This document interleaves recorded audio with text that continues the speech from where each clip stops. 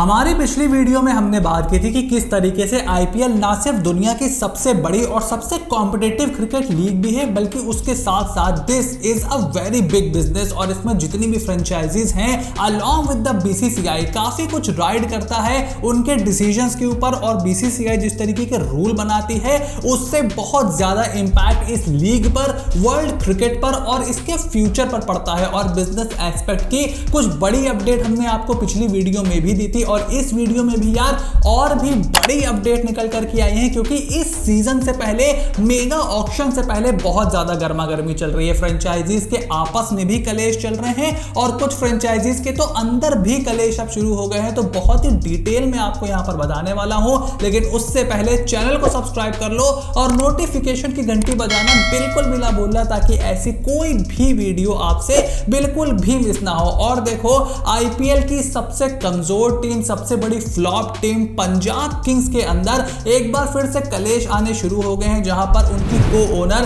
प्रीति जिंटा ने एक restraining order के लिए अपील की है चंडीगढ़ की हाई कोर्ट में अगेंस्ट द को ओनर मोहित बर्मन। और वो क्योंकि पंजाब किंग्स के फ्रेंचाइजी के सबसे बड़े स्टेक वाले ओनर हैं, उनके पास 48% शेयर हैं। उसके अलावा नेस वाडिया और प्रीति जिंटा के पास 23% शेयर ईच है पंजाब किंग्स के। तो प्रीति जिंटा का यह कहना है कि मोहित बर्मन अपने 48% शेयर्स में से 11% शेयर किसी यूएस की कंपनी को बेचने वाले थे, लेकिन मोहित बर्मन ने बताया है कि उनका ऐसा कोई भी इरादा नहीं है। हालांकि क्रिक बस ने यहां पर ऑफिशियली रिपोर्ट किया है कि प्रीति जिंटा ने चंडीगढ़ की हाई कोर्ट में उनके खिलाफ एक रेस्ट्रेंट ऑर्डर के लिए अपील डाली हुई है कि उनको उनके शेयर बेचने से यहां पर रोका जाए और फ्रेंचाइजी का कलेक्टिव डिसीजन जो होगा उसके ऊपर शायद उनका मत आने की तरफ होगा कि जो हमारा कलेक्टिव डिसीजन है वहां पर ये चीजें हो।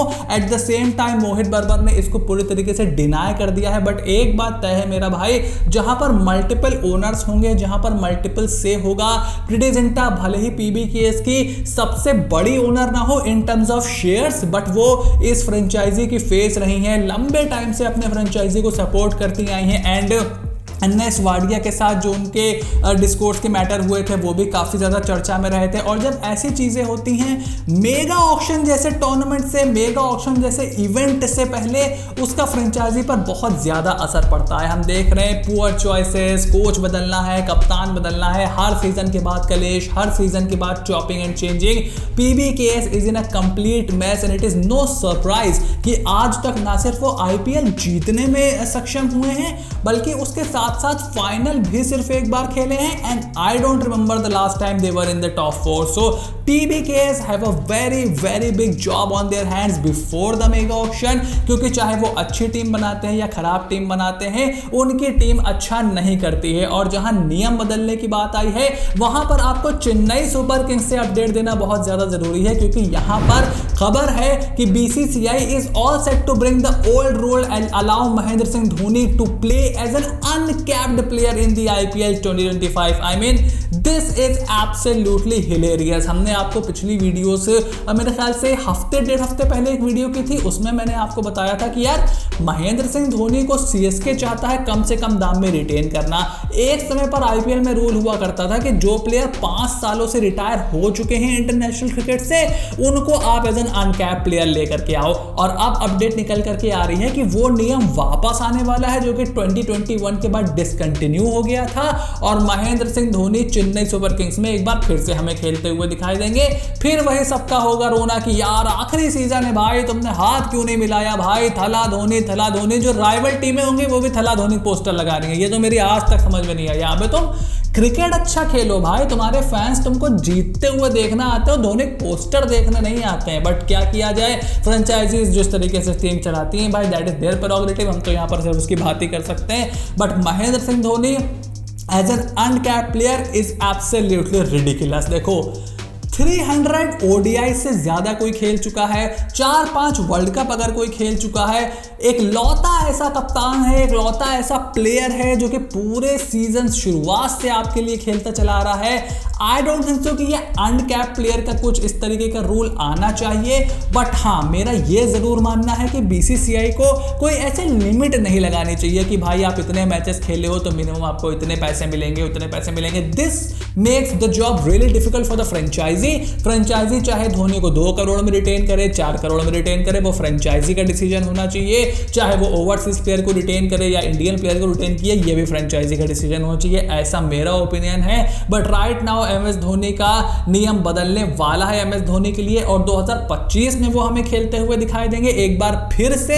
ये पूरी तरीके से अब यहां पर डील डन हो चुकी है। और उसके अलावा एक और बड़ी अपडेट निकल करके आई है दी 100 से रिलेटेड, जहां पर इंग्लिश क्रिकेट बोर्ड ने बताया है कि अगर आईपीएल की फ्रेंचाइजीज स्टेक्स लेती हैं दी 100 में, तो वो दी 100 टीमों के नाम बदलने पर भी विचार कर सकते हैं और फ्रेंचाइजीज को अलाउ कर सकते हैं 100 टीम के नाम बदलने के लिए। मतलब ये ओवल इनविंसिबल्स का नाम आपको ओवल सुपर किंग दिख सकता है, ओवल नाइट राइडर दिख सकता है, ओवल एमआई दिख सकता है। In the future everything is possible, क्योंकि देखो ईसीबी अभी फुटबॉल में जो इंग्लैंड में हो रहा है, जो फुटबॉल है वहां पर मिडिल ईस्ट से बहुत ज्यादा पैसा जा रहा है। कतर हो गया, सऊदी अरेबिया बहुत ज्यादा फुटबॉल में इन्वेस्ट कर रहा है। अब ये मिडिल ईस्टर्न कंट्रीज क्रिकेट तो बहुत ज्यादा इनके वहां उतना उस लेवल पे पॉपुलर भी नहीं है फुटबॉल की तरह, और वो इंडिया से ज्यादा मजबूत भी नहीं है। इंडिया क्रिकेट का किंग है, तो इंडियन फ्रेंचाइजीज चाहती है दी 100 में इन्वेस्ट करना। दी 100 चाहता है कि फ्रेंचाइजीज हमारे वहां इन्वेस्ट आकर के करें, क्योंकि इंडियन फ्रेंचाइजीज पानी की तरह पैसा बहाती हैं क्रिकेट पे। तो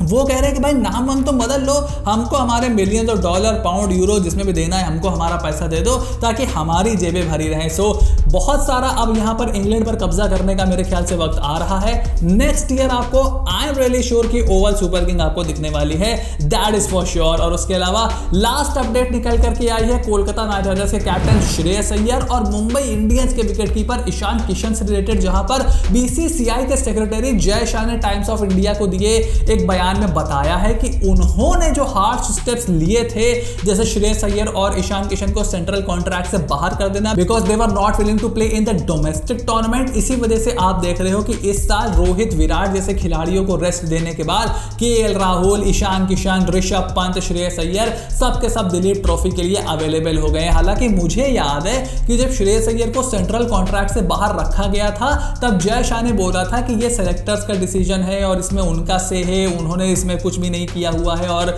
जिस तरीके से श्रेयस अय्यर और ईशान किशन ने खुद को अनअवेलेबल किया था, उसकी वजह से डिसीजन लिया गया है।